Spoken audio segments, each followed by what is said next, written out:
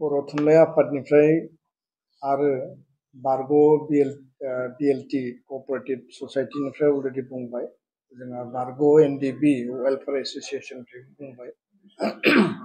खौसेथिनि जि एजेन्डाखौ लानानै दुलाराय बर' फरायसा आफाद, बर' थुनलाइ आफाद, एक्स एनडिबि, एक्स बिएलटि आरो गासै 16टा बर'नि माहारियारि गौथुमफोर, बेयाव हारिमु आफाद, आइजो अनसाय आफाद गोबां दङ गुबुन गुबुन। जोंनि जि हाबा मावनाय आरो जोंनि जि मोनसे नाजानाय, बे थाद'नाय गैयाजासे सोलिगासिनो दङ। आरो बे खौसेथिनि जि बाथ्रा 2024 मायथाइयाव बे आराम्भ जादोंमोन। आरो बे खौसेथिनि गोरोबलायनायनि बुजाबुजिनि जि मोनसे लामायाव मोननै बर'नि आन्चलिक राजखान्थि दोलो, गुबैयै इउपिपिएल आरो बिपिएफ, बे मोननै दोलोआ मोनसे लामायाव फैनानै बबेबा बिन्दोआव बुजाबुजिनि आधाराव खौसेयै आवगायलांनांगौ। आरो जों बयबो मिथिगौ, जोंनि दैदेनगिरिफ्रा बुंबाय, बड'फाया बुंदोंमोन जे थां आरो थांनानै थानो हो। खौसेयै गेरेमसा बर' माहारि दानायनि थाखाय बड'फाया जोंनो मोन्थोर होनानै गालांदों। दा बर' हारियाव आफादफोरा जों खौसेयै दङ। बर' हारियाव गुबुन गुबुन धोरोमारि, गुबुन गुबुन धोरोमाव जों दङब्लाबो हारि हिसाबै जों खौसेथि, जोंनि रावा मोनसेल'। आरो बे हिसाबैनो राजखान्थि दोलो हिसाबै भारत उदांस्रिनि उनाव बर'फ्रा गुबुन गुबुन दोलोआव दङमोनब्लाबो, आन्चलिक दोलो आरो राष्ट्रीय दोलोआव दङमोनब्लाबो, बिएसि, बिटिसि आरो बिटिआर जि मोनसे सेल्फ डिटारमिनेसन, जि मोनसे आत्मनियन्त्रणनि जोंनि राजनैतिक आरो संबिधानिक जि अधिकारखौ लानानै जि सोमावसारनाय 34टा बोसोर एबसु आन्दलन, भलन्टियार फर्स, बिएलटि आन्दलन, एनडिबि आन्दलन आरो बिनि गेजेरावनो बर' आन्दलननि सिगां भाषानि रमान स्क्रिप्टनि आन्दलन, बे गोलाव आन्दलननि उनाव बर' हारिया दिनै मोनथाम गोरोबथा मोननानै जि 6 शेड्युल मोनसे एरेन्जमेन्ट जों जि मोनबाय। आरो बे एरेन्जमेन्टखौ जुदि सिस्टेमेटिकेलि खोब प्रपारलि आरो खोब मोजाङै जुदि जोङो फाउन्डेसनखौ लानानै जुदि 35 लाख जाति जनगोष्ठीजों लोगोसे बर' हारिनि जोंनि जिखिनि मोन्थाय आरो जों जि मोनसे एसपिरेसनखौ लानानै आन्दलन खालायदोंमोन, बे बिथाखौ, बे भित्तिखौ लानानै जों जुदि जाफुंसार होनांगौब्ला, जोङो जुदि गावस्रा गावस्रि राजखान्थि भाबै थायोब्ला, एना एनि जुदि जायोब्ला, हिंसा हिंसि राजखान्थि भाबै अस्थिर जुदि थासारि जायोब्ला, आन्दलनाव गोबां शहीद जाबाय, मुंख्लं जाबाय आरो राजखान्थि गावस्रा गावस्रिनि थाखायबो गोबां जोंनि जिउ गोमानांगौ आननेसेसारिलि बेबायदि थासारिया थांनाय समाव जालांबाय। दिनै सान्ति परिबेस फैबाय, गोजोन फैबाय। आरो बेखायनो जों हास्थायदों जे बर' हारिनि माहारियारि आफाद, हारि नाङै जों खौसे। किन्तु राजखान्थि दोलोफ्राबो जुदि बबेबा बिन्दोआव, जों बुङाखै जे हान्जाखौ सिमफायनानै फैनांगौ, जों बुङाखै जे ओरै आरो बेबायदि खालामनांगौ। बे रायलायनाया टेबोलाव जेला रायलायगोन अब्लासो आराम्भ जागोन। बेखौनो बिथा खालामनानै हाग्रामा महिलारि बिथाङा दाख्लि बावै फिन बिथाङा बुंदों जे एबसुआ आंखौ हांख्रायनो फैदोंमोन आरो हांख्रायनाय बायदि बिथाङा बुंदों जे प्रमद बर'जों आंजों जिरायहोनो थाखाय बिबान लानानै थांदोंमोन। नंगौ, दुलाराय बर' फरायसा आफादा बिथांजों रायलायदों 2024आव। बिथाङा खोब पजिटिभलि बुंदों। रबिराम नार्जारि, खाम्फा बरगयारि एबसुनि जों आफादगिरि गाहाय नेहाथारि दङमोन। आरो बे रायलायनायाव बिथाङा गावनि गोसोखौ दिन्थिदों। जोङो खोथा मथे प्रमद बर' बिथांजों जों रायलायफैदों, बिथाङाबो पजिटिभै बुंदों। आरो सिडली बाइ इलेक्सनाव दान्थे बिदान्थे नांलाय खमलाय जानायनि थाखाय बे बुजाबुजिनि जि खोथामोन, सावरायनायनि जि खौसेथिनि खोथामोन, बे बन्द जानानै थादों। फिन बिनि उनाव दिनै आं बुंनाङामोनब्लाबो बे खोथाखौ स्पष्ट बुंनो नागिरदों। हाग्रामा महिलारि बिथाङा बर' थुनलाइ आफादखौ लिंनानै सावरायदों आरो बर' थुनलाइ आफादखौबो बुंनानै हरदों जे एबसुआ मोनसे बिबान लानानै थांदोंमोन जे थुनलाइ आफादा एबसुजों रायलायनानै खामानिखौ आवगायबा हामगौमोन। बिनि अनगायैबो गुबुन गुबुन लेयाराव गुबुन गुबुन दैदेनगिरिफोरनिसिम हाग्रामा महिलारि बिथाङा थांनाय फेब्रुवारि मार्च दानाव जोंनो गोबां माखासे मेसेज हरदों। आरो बे प्रक्रिया किन्तु बन्द जानानै दङमोन। दा जुलाइ दाननि जोबनाय फारसेथिं बिसायख'थिया सेप्तेम्बर दानाव फैगासिनो दङ। बेखौ लानानै हाग्रामा महिलारि बिथाङा आरो मेडियायाव बुंबाय जे खौसेथिनि जि बाथ्रा रायलायनायनि जि बाथ्रा आङो रेडि दङ जुदि इउपिपिएलआ आवगायबोयोब्ला। आरो इउपिपिएलनि आफादगिरि बिटिसिनि आथिखालनि चिफ प्रमद बर' बिथाङाबो बुंबाय जे हारिनि सार्थआव माहारियारि आफादफ्रा जिखौ हांख्रायदों बे हांख्रायनायखौ बिथा खालामनानै आंबो सनमान होयो। जातीय संगठना जि लुबैदों आंबो बेयाव एकमत। बेखौनो लानानै दहाय बुंनाय बायदि जे 13 जुलाइ आरो 3 आगस्टआव खेबनै बर' माहारियारि आफाद गौथुमफोरा जिरायबाय सावरायबाय मोननै थांखि लाबाय। माहारियारि गौथुमफोरा जों एक आरो ज' खौसे लोगो नांनानै हाग्रामा महिलारि बिपिएफनि आफादगिरि आरो इउपिपिएलनि आफादगिरि बिटिआरनि चिफ प्रमद बर' बिथांमोननो थोंजोङै लाइजाम हरनाय जाथों आरो बिथांमोनखौ आलादा आलादायै गासै 14टा माहारियारि आफाद गौथुमफ्रा रायलायगोन। रायलायनायनि एजेन्डाया मा जागोन बे टेबोलाव जेला रायलायगोन अब्ला जों तयार खालामगोन। खोथाया बेखिनियानो स्पष्ट। आरो मोनसेल' एजेन्डा बे जाबाय खौसेथि। दा बे खोथाखौ लानानै 5 आगस्टआव जोङो लाइजाम हरबाय। लाइजामनि रिप्लायाव हाग्रामा महिलारि बिपिएफ हान्जानि दोलोनि सासे पाब्लिसिटि सेक्रेटारिया फोसावदिं नेहाथारिया जोंनिसिम रिप्लाय हरदों। रिप्लायाव मा दङ जोङो बुंजोबनो नागिराखै आरो बे रिप्लायखौ लानानै जों बिथांमोनजों जगाजग खालामफिनगोन। अलरेडि दहाय बुंनाय बायदि प्रमद बर' बिथाङा बे आफादफोरजों रायलायनो थाखाय बिथाङा माने थांखि होदों बा रायलायनो थाखाय बिथाङा गनायथि होदों। खोब गोख्रैनो बिथांजों रायलायगोन। 12 आगस्टनि सिगां बे रायलायनाया मोननैबो दोलोजों जानांगौ।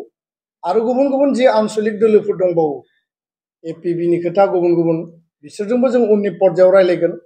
दा गिबियाव 12 आगस्टनि सिगां प्रमद बर' बिथांजों हाग्रामा महिलारि बिथांजों आलादा आलादायै मोन 16 आफादा जोङो रायलायगोन आरो रायलायनायनि आधाराव बिनि उनाव मा जायो जों 12 आगस्टनि उनाव बेखौ फोरमायगोन।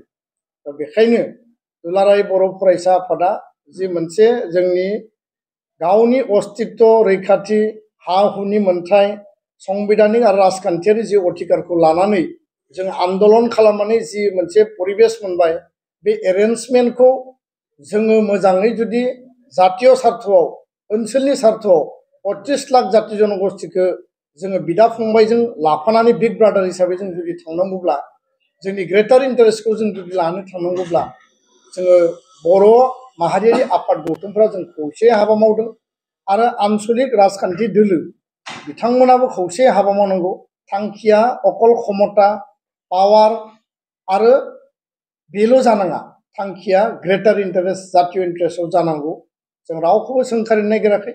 मिडियायाव गोबाङा गोबां बुंदों जे 2020आव मानो खावलायासै सोरबाया बुंदों जे दा मानो खावलायदों। बांद्राय अभार कन्फिडेन्स आत्मबिस्साखिया मोजां नङा। जोंबो आथिखालनि दानि परिबेसाव सोर दोलोनि अस्तित्व सोर दोलोनि पजिशन आरो बेसेबां स्ट्रेंथ जोंबो बयबो मिथिगौ। नो डाउट बयबो दोलोआ गावबा गाव फुल कन्फिडेन्स लानानै फिल्डआव नामायो। जोंहा बेयाव जेबो बुंनो गोनां गैया जेबो बादा होनो गोनां गैया। किन्तु जोंनि उइकनेसा मा जोंनि स्ट्रेंथआ मा जोंनि गोहोआ मा जोंनि लुजारा मा जोंहा मा दुर्बलता दङ बेखौ नोजोर बोनानैसो जातीय सार्थआव जोङो बड'फानि आदर्शजों खौसेथिनि बे मोन्थोरखौ लानानै जों हाबा मावनो थाखाय हांख्रायदों।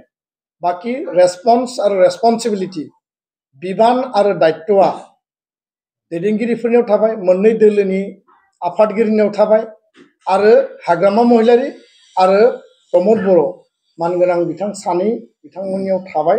जोङो नेनानै थागोन आरो सावरायनायनि उनाव 12 आगस्टनि उनाव जोङो मोजाङै जोंनि गासै आफादफोरखौ लाफिननानै जों सावरायनायनि उनाव जोङो थांखि आजावनानै उननि हाबाफारिखौ बे प्रक्रिया बबेसिम जाखो आरो मा जानानै मासिम सहैखो जों बेखौ गुवारै फोरमायगोन।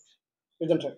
खौसेथिनि सावरायबाय थानाय समावनो बे समाव बिपिएफ राजखान्थि हान्जाया सानै दिनै बिजाथिनि नैबे मुं फारिलाइखौ फोसावबाय। खौसेथिनि बान्दाया बेसेबां फिथाइ थायगोन? गावबा गाव दोलोआ गावबा गाव नीति आदर्शजों खामानि मावो बे बाथ्राया स्पष्ट। किन्तु फारसेथिं खौसेथिनि मोनसे जि प्रक्रिया जि प्रसेस जि माने हाबाफारियाबो सोलिबाय थादों। आरो बे प्रसेसखौ 2024 जि बन्द जानाय प्रसेसखौ दुलाराय बर' फरायसा आफाद, बर' थुनलाइ आफाद बा XBLT XNDB बा 16ता आफादा जागायफिनाखै, बन्द जाबाय।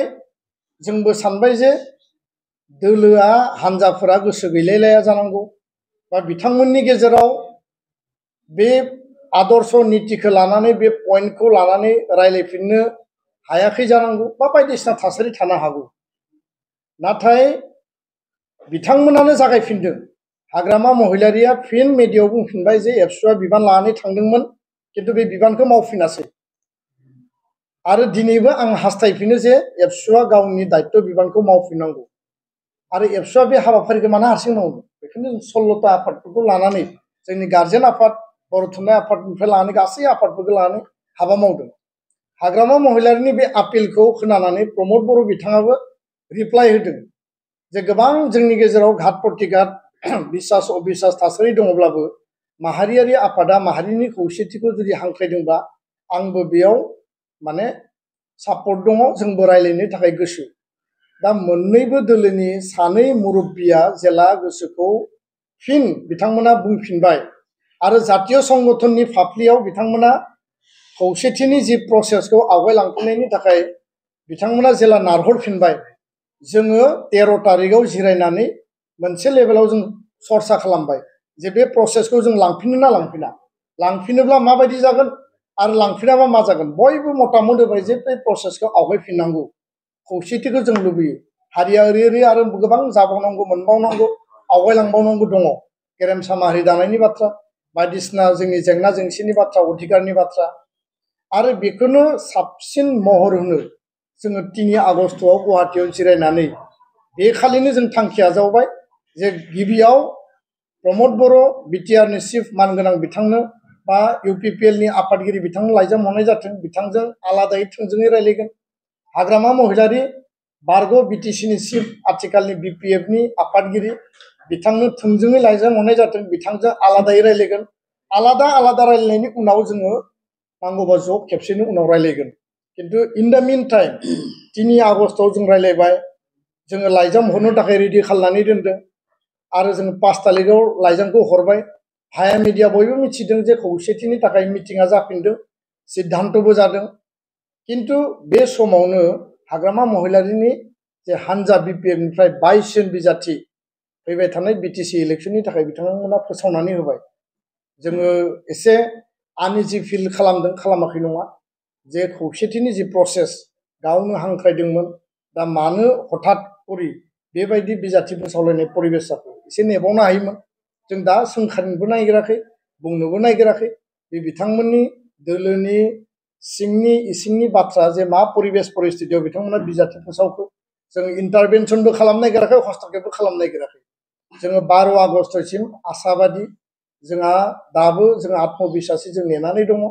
बिथांमोनजों जों सावरायग्रोगोन, बिथांमोना जोंनो लाइजाम हरदों, बिनि सायाव जों दा सावरायबावगोन। आरो UPPL दोलोनिफ्राय थोंजोङै रायलायनो थाखाय बिथांमोना जोंनो प्रस्ताब हरदों। बे गासैखौबो लानानै 12 आगस्तनि सिङाव मा जादों, 12 आगस्तनि उनावसो जोङो इसिङारि बायजोआरि गासै बिथिंखौ जोङो बुंफोरनानै खोथाखौ स्पस्ट रायजो राजानो मिथिहोगोन। दिनै मिथिहोनांगौआ जाहैबाय मोननै दोलोनो जों लाइजाम हरबाय। इन दा मिन टाइम केन्डिडेट फोसावलायनाय जाबाय। थेवबो जोङो दाबो आसाबादि, दाबो जों बिसासि। आरो बर' रायजो राजाफ्रा बेखौनो सोंदों, खौसेथिनि जि प्रसेसा फैमाल जाबाय नामा?